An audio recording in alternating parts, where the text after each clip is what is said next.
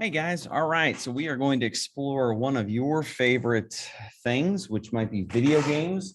I know when I was in high school, the John Madden Football came out in I think 1992, 1990, somewhere in there, and we all had a copy of it, and it was great. But what we first want to do is kind of look at how does the NFL actually make money? Like, what is it actually?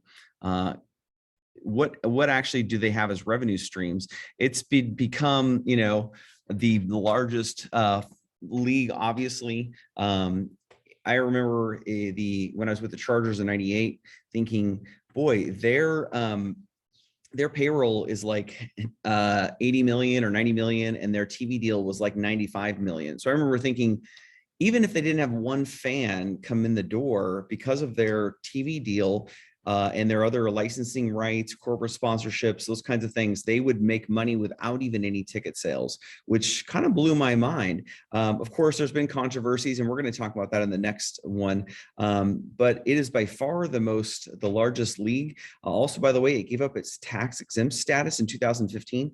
And basically what that means is they decided to go from being a nonprofit to a for-profit. Nonprofit, they were literally making all of this money and not paying any taxes, which is really quite incredible. However, that comes with, if you are nonprofit, you then have to disclose how much money you're making, which was a problem because they were dealing with concussions and some other things, and having to have their books open to the players union was going to put them in a compromising situation in order for deals to go through. So they decided to go for profit. So now they don't have to share with anybody what their profits are. But now they have to pay taxes. So that's the deal there. Green Bay obviously is still run as a nonprofit. It's the one ownership group that is owned by the people of Green Bay, which is an interesting model. But TV deals make up over half of the NFL's revenue. The merchandising, the licensing, all of this kind of stuff. My former favorite team, the San Diego Chargers, moved to Los Angeles, and pretty much for the first few years played football in a soccer stadium and still made a bunch of money because like they didn't even need fans necessarily. Now they make a lot more because they're in Stan Kroenke's LA Rams stadium, but they don't necessarily have to have that. Running professional, the costs are high, obviously, but the massive TV deals that they get, the NFL, the Monday Night Football, Fox signed them through a huge deal, merchandising and licensing deals. And then, of course, that's why beers are $15 or $20. And Charlie, my son, played at Cowboy Stadium this weekend, and a hot dog was $12, which is pretty much insane. But, we also looked at, by the way, we were sitting in our seats at the Cowboy Stadium this weekend, and we looked at our seats just to see on StubHub what they would go for. And our tickets literally, where we were sitting, would have gone for $2,000 a seat. We were on about the 35-yard line, about 12 rows up. And it's just, the NFL has become insane. But we're really going to be looking at the sponsorships this time around. In addition to, one of the best ways the NFL markets itself is through video games, and we'll look at that. But streaming has become a massive deal for them. In addition to that, the gambling situation, because of what happened in May 2018, where the Supreme Court decided to let states determine legalize gambling, it basically gave birth to DraftKings. And so those other ones where, you have the ability to have people gambling on football games as well. The challenges, we'll talk about some of this stuff, political controversies, all this kind of stuff. Anyway, let's move on real quick here. The term we want to look at today, and we're getting into the NFL now, the NFL term. The first term, the term we're going to look at in this lesson is going to be sponsorships. And as you can see here, the average attendance in games, as you can tell here, between the NFL and the Major League Baseball all the way down, typically, 68,000 fans on average. So the advertisers are massive. GM, Nike, Verizon, Anheuser-Busch. These are all big kind, but you're going to have financial sponsors. You're going to have media sponsors. Media sponsors are financial sponsors that securing advertising for an event. In-kind sponsors, An in-kind sponsor is an arrangement where a sponsoring business provides goods or services in lieu or direct financial support. When I worked for the Chargers, one of the guys there, instead of getting actual commissions from like Toyota and from Unical gasoline, they actually just gave him a free car.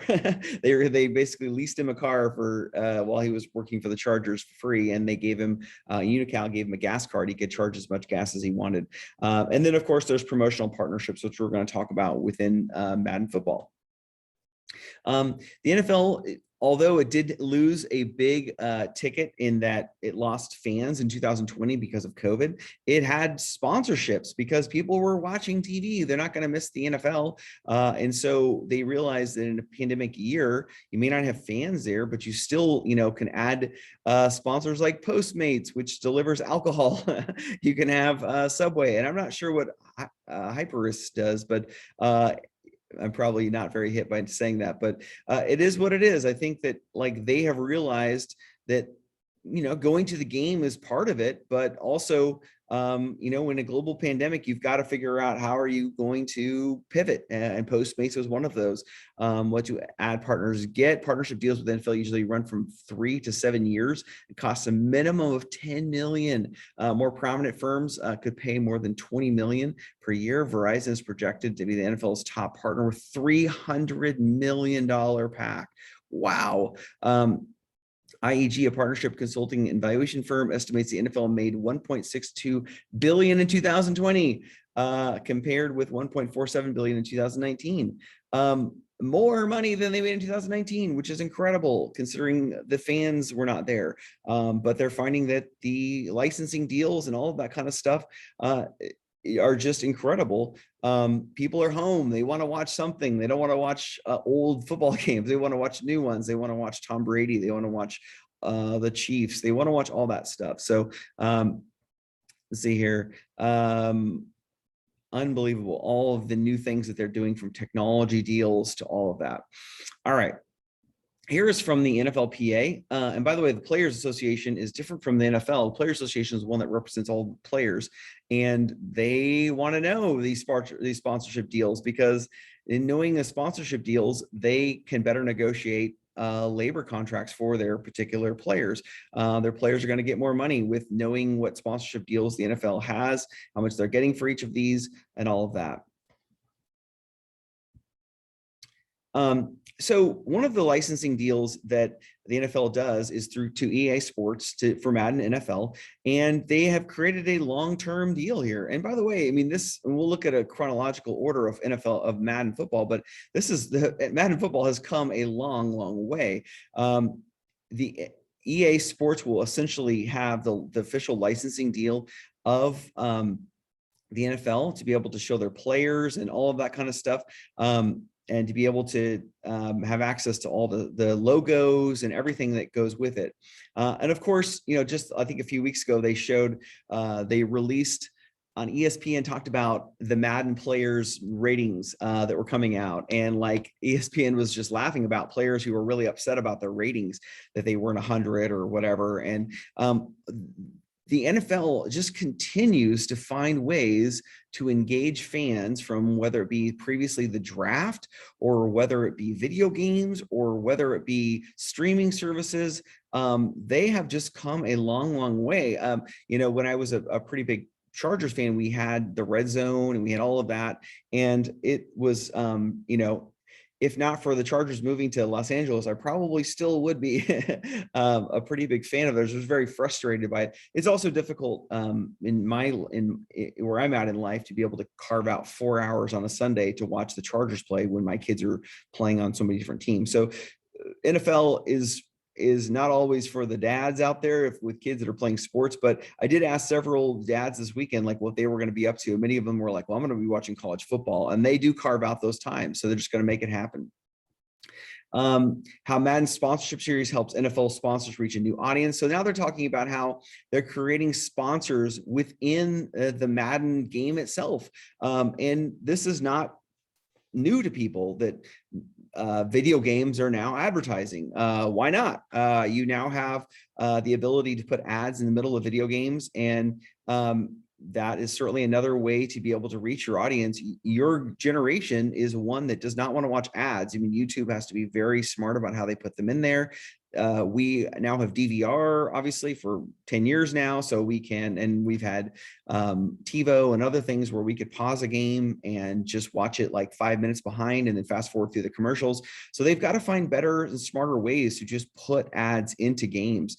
A lot of brands are realize that, and that you all, by the way, are the most targeted audience. Like, to be able to give, to be able to reach your demographic is one that they all want. Your audience has one of those demographics, like Bose, is trying to get you to buy headphones as opposed to, the Dr. Dre ones or whatever that are out there, or other brands that are trying to compete for your audience. But you guys have disposable income like no other group of people. 13 to 25-year-old people are like have a ton of money and not as many bills as somebody who's like my age.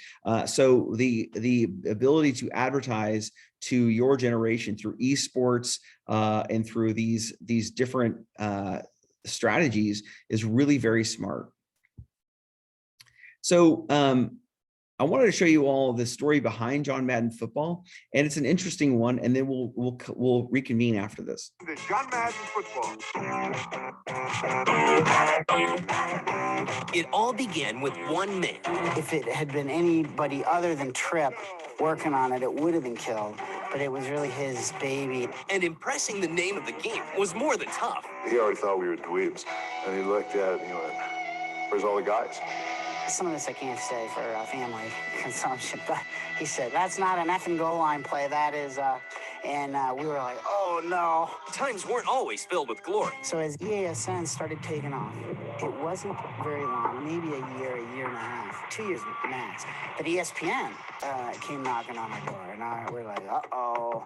They were ahead of their time and created a legend. EA Sports in the game. Just be able to sit there and play against another person, talk some trash. To say the least, it set a standard. You cannot deny the impact that Madden has had on this industry. This is the story behind the longest running sports game franchise. It's the story of John Madden Football. And he's in for the score. Now that is big-time football.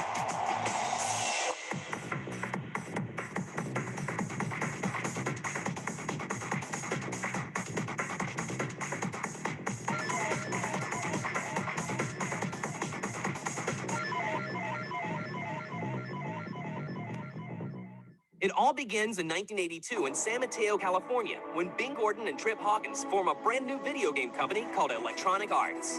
Back then, for about 5 years, we were always out of money. We had kind of, no secretaries and kind of $80 limits on hotel rooms where we were.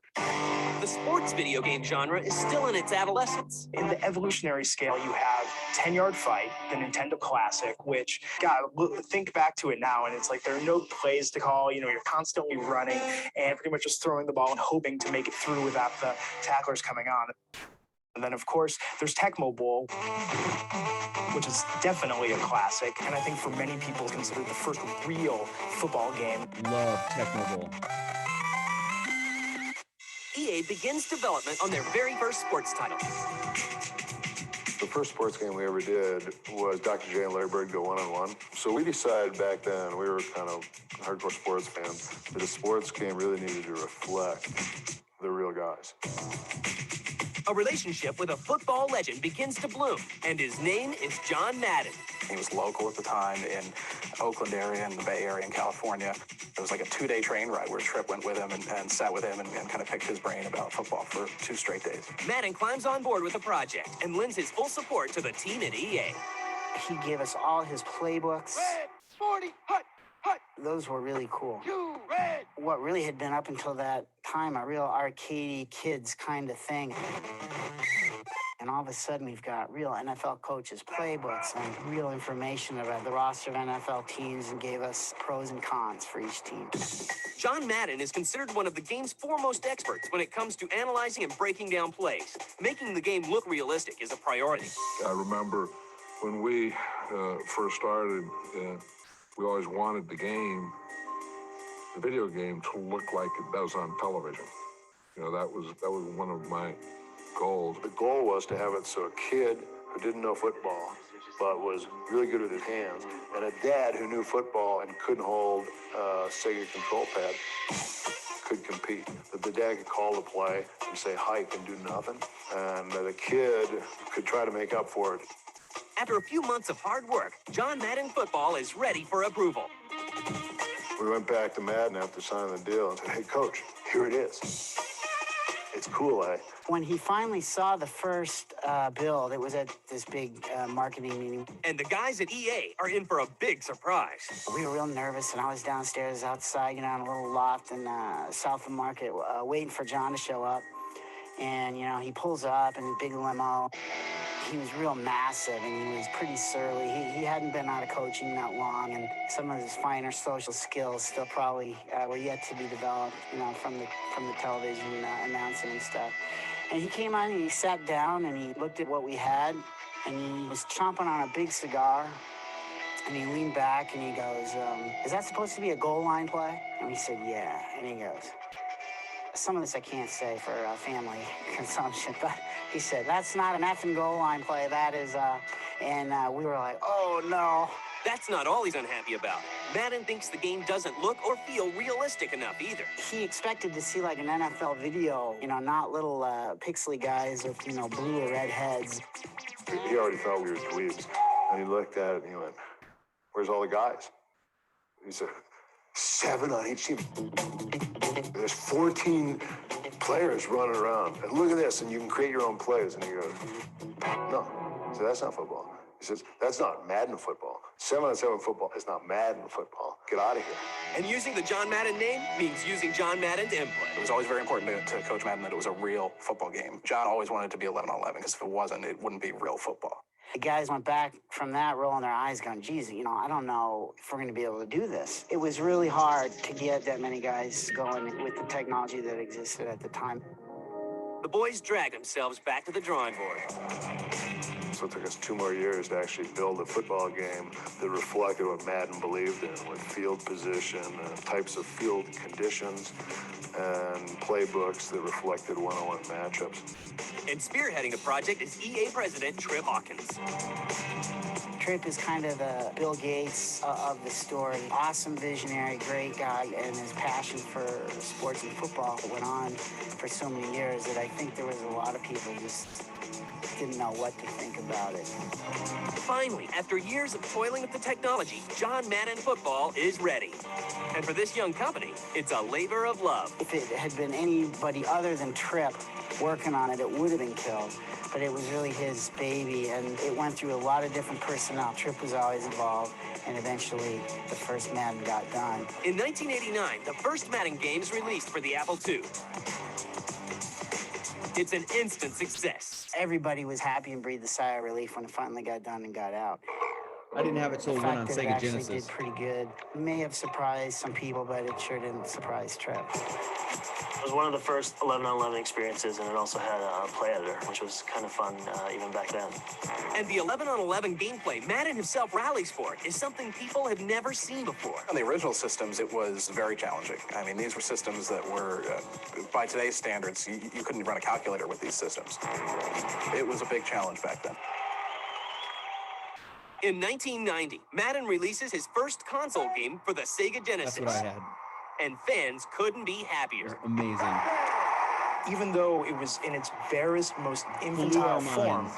it still got everything that is carried on and made the series great today. I mean, they came up with their interface, the way they handled passing, play calling, everything. I mean, you can look back on that basic game, and it's all there. So, well, we got to do football. We got to do hockey, because we had some experience in that. And we get started. The EA Sports brand is born, and its anchor is the Madden Football franchise. Soon enough, the two will become synonymous.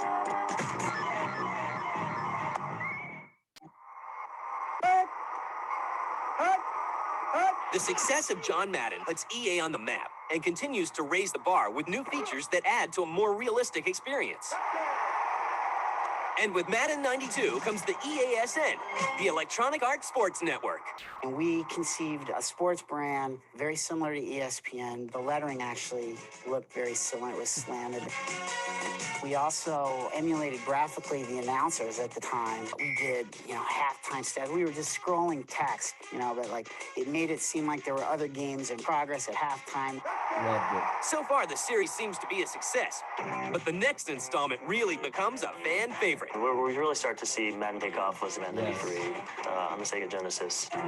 It's simple stuff like, catching a jumping touchdown catch when somebody else dove in front of you and they're left on the ground, you go running. Stuff like that, just the rewarding head-to-head experience. It all comes down to details. On the Genesis, what we do is we bring in like kind of gimmicky things like the ambulance. Yes. Just great gameplay. You're looking at teams like the Bears, the Eagles, great teams to play with, the Cowboys, the 49ers. Just having a blast sitting around playing those games till all hours of the night. And EASN gets busted by ESPN, the 24-hour sports cable network. So as EASN started taking off, it wasn't very long, maybe a year and a half, 2 years max. But ESPN came knocking on our door, and we're like, uh-oh. ESPN accuses EA of copying the look and style of the network. At the time, we're still small. ESPN is this big, huge, network thing, and we're like, oh no, what have I done? They didn't sue us, but they threatened action because, trademark infringement. They thought the logo looked too similar, the announcers looked too similar. It was a sports network. The whole thing was getting them uptight. So the two come to an agreement. So we negotiated, and they made it worth our while to stop being EASN. We negotiated a settlement whereby we would change our name, and they were going to give us free television airtime for commercials. So EASN became EA Sports. Madden 94 marks the debut for the tag in the game. Other additions include real NFL teams and four-way play on the Genesis version. Madden 94, I believe, was one of the first ones where you had the 3D camera system where you could actually pan around a player and view that from different angles. And it creates a little bit better visualization of the field, and it just helps the gameplay. Madden 94 provides the complete experience with enhanced gameplay, Interception! options, presentation, and music.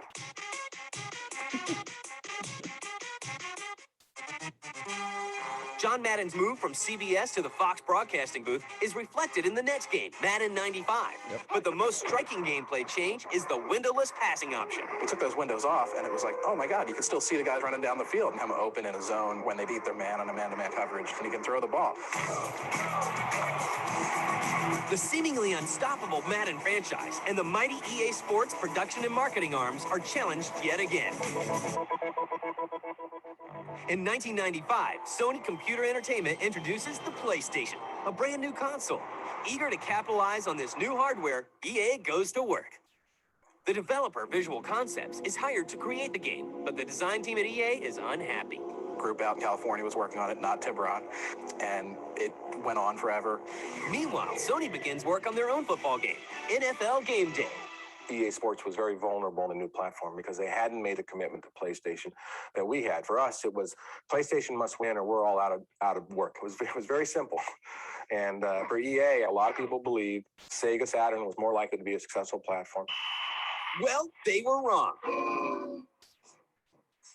Game Day gives Madden a run for its money. It offers a new look with new technology. That's exactly what gamers are looking for. Our first game day was a sprite-based, really 3D environments with overlaid sprite characters, as was Madden. So we had to market to ourselves that first year, and that really allowed us to establish a sports brand for us. We had to stay with the technology curve. Game Day surpassed them, especially in the 3D stuff. Madden got caught with an old engine, tried to catch up, and missed the boat. Madden 96 doesn't ship, and EA loses millions of dollars in development money, but they learn a valuable lesson. Game Day made them go back to the drawing board, look at the technology. They had probably gotten a little lazy, reusing the same engine. But that's the transition going to a new platform. You don't know what to expect. You don't know what you're going to be doing, and we really just didn't know what we were doing at the time. The missing year, that was a leap year, I think. That was a pretty brutal time for the Madden franchise, and I know some guys lost their jobs over that one. EA comes through the following year and releases Madden 97. They finally get the chance to go head-to-head with Sony on the PlayStation platform. Took a year to regroup, had Tiburon do the code and do the game, and the game was great. Tiburon, a company based in Florida, takes over the development of the Madden franchise. I think when we first did Madden 97, we did it with a skeleton team. We had maybe 12 people total working on the product. EA did come out with a Madden game. We came out with a game day. It was pretty nip and tuck. They outsold us. But that was Madden. It had a tremendous following. It legitimized the platform. PlayStation went through the roof. Hi, I'm John Madden. The next year, Madden 98 succumbs to the competition. In the third year, we made a very bold move. We took game day and we went all polygonal. That was the 1 year that we actually outsold Madden. And I think it shook Electronic Arts to the core, the fact that they could be beat. And at that point, there was a perception that you could never beat EA in any of their sports. The rivalry gets ugly. Kelly Flock from Sony's 989 Sports Studios goes public with his gripes about the competition, and it's all on record. I did an interview for Next Gen. They asked me questions, and I told them what I thought. They were making claims as to why their game was technically superior. And they were talking a lot about this feature they had in the game called Liquid AI, which, as far as we could tell, meant nothing. Based on the reaction when they saw the polygonal game day, they said Liquid AI was what was running down their legs after they saw our game. It was a good one line. EA lets Madden 99 speak for them. The weaknesses in the 98 version are addressed, and the result is stunning. Madden outsells Sony's NFL Game Day. We went polygonal that year, so graphically it was a big visual upgrade. And then NFL 99 also introduced a franchise mode. You draft players, trade, you can sign free agents, et cetera, et cetera. By the end of the decade, the Madden franchise generates revenues of $80 million. And EA Sports increases its share of the sports game market to 58%. Madden reclaims their spot at the top of the sports gaming genre. But EA's biggest challenge is yet to come. Hey, you want big time football? The hits, the boom, the doink, the whap, it's all here. Look at this on the replay. When you see Madden PS2 played on a TV, you may think it's a televised game, depending on what you're looking at. With the throw. 2000, Sony introduces a new system, the PlayStation 2, a follow-up to the wildly successful PlayStation, and EA is all over it. PlayStation 2, you brought in muscle texture, you brought in real player faces, you brought in real grass textures, you brought in, so many things that you just never even thought of in a video game before, but it's second nature to watching it on TV to the point where you may think it's a televised game. The rush is on.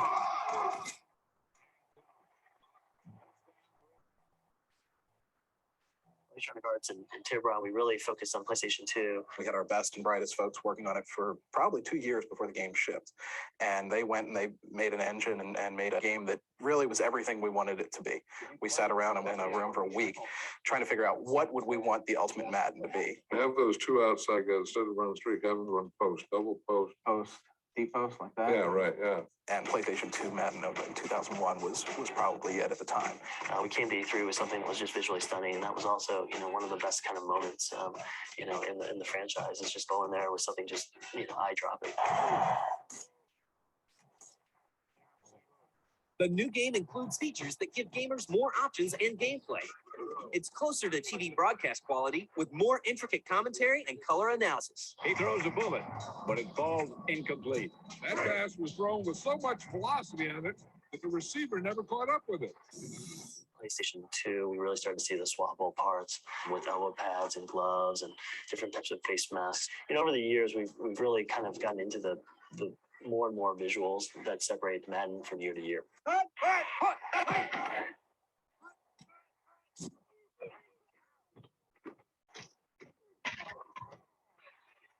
Want realistic player faces, and we sort of halfway got there, and we've kind of improved on that every year. But once you start being able to zoom in on the faces, you need to see them blink, you need to see their eyes move, you need to see articulated fingers. I mean, just the level of detail just kind of snowballed as we kind of delved into the nuances of the game. The game isn't over yet. Here comes Sega.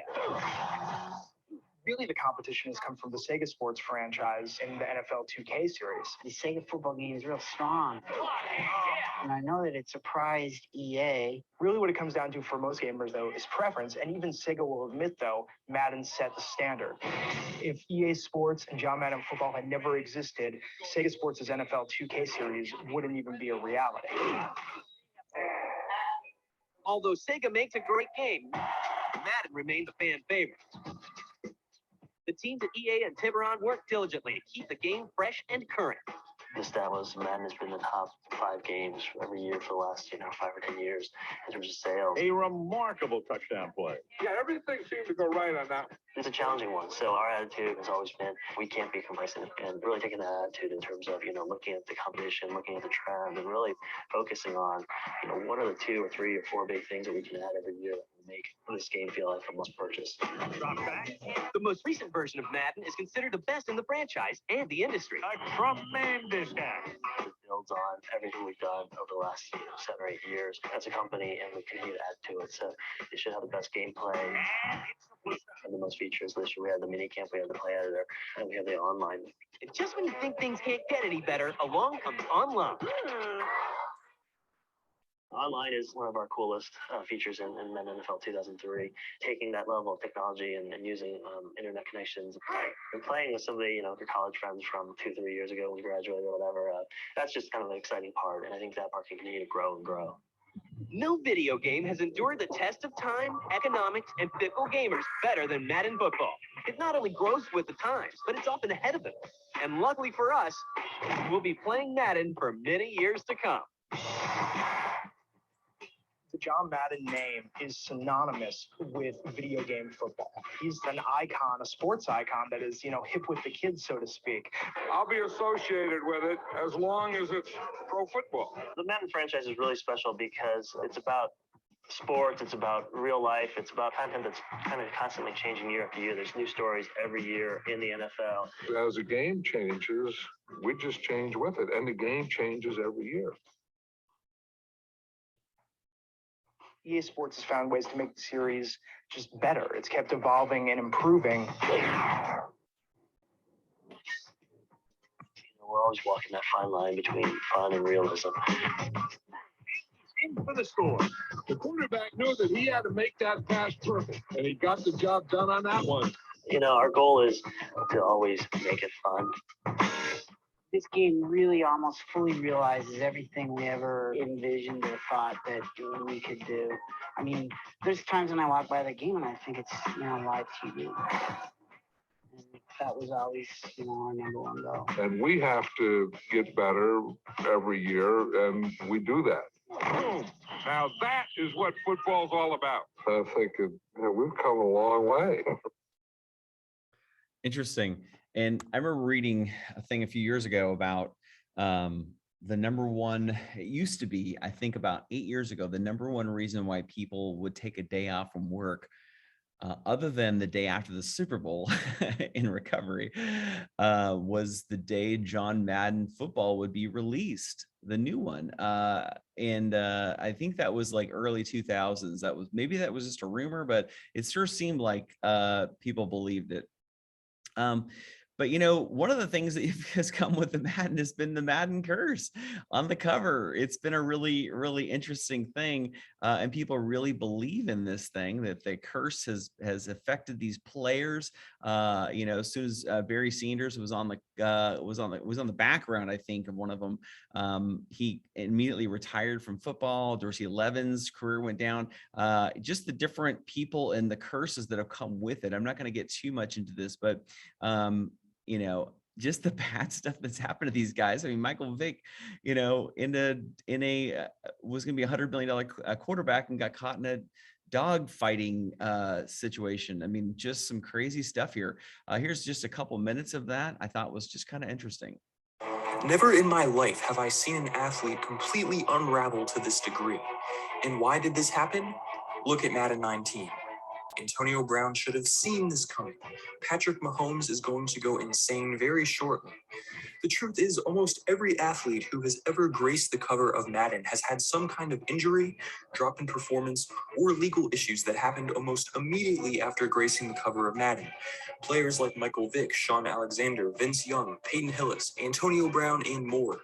You could say any Madden game from the past decade has been cursed with poor quality, but today we are going to ignore the fact that Madden sucks and only focus on the cover athletes. This video... So anyway, I just thought I saw that I was doing my research on this. I just thought that was kind of a funny part, that there's literally a guy who documents every single player who's been on the cover and the fallout that's come from it the next year. The Madden curse. Interesting. With Madden 22 arriving soon, they wanted to look at some of the best games ever made. And some of you saw some of that in the video that they have, but I played 10-Yard Fight as a kid on my Atari. Literally what it looks like. You get your guys to block for you, and then you get tackled. Madden Football, or I'm sorry, Tecmo Football, which to me was is still, and I know you guys are going to disagree with me, but it's still the greatest football game ever created. We loved it. I remember sitting at my friend's house, Ryan's house, drinking Dr. Peppers and playing Madden, or playing Tecmo Bowl every single day after school. Absolutely fantastic game. There's Bo Jackson, who is the GOAT of all video game people. Unstoppable. NFL Blitz. My kids, when we recently went to an arcade where they had unlimited video games, they could play all they wanted, they sat on NFL Blitz for about 2 hours.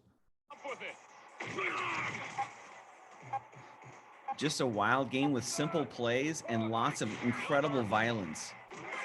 I mean, nobody gets tackled. They all get thrown down or just destroyed.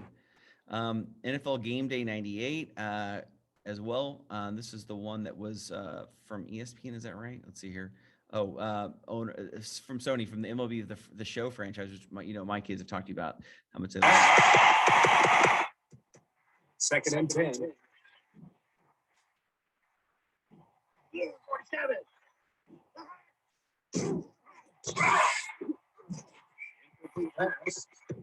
Another good one here, of course, John Madden Football, we've talked about ad nauseum, but NFL 2K5, interesting here as well.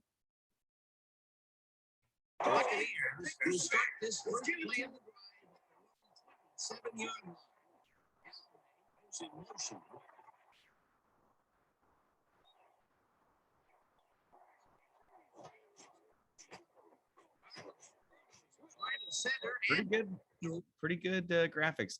And then there's the NCAA football, which got them into trouble, which got all NCAA programs in trouble because of now these players want to be paid for their name and image likeness, which the Supreme Court ruled on last year, as we all know. Anyway, I hope you guys have enjoyed this look at NFL, this look at video games, and how, the NFL has used Madden, throughout the years, and Madden has used the NFL to self-promote and pretty smart marketing campaigns.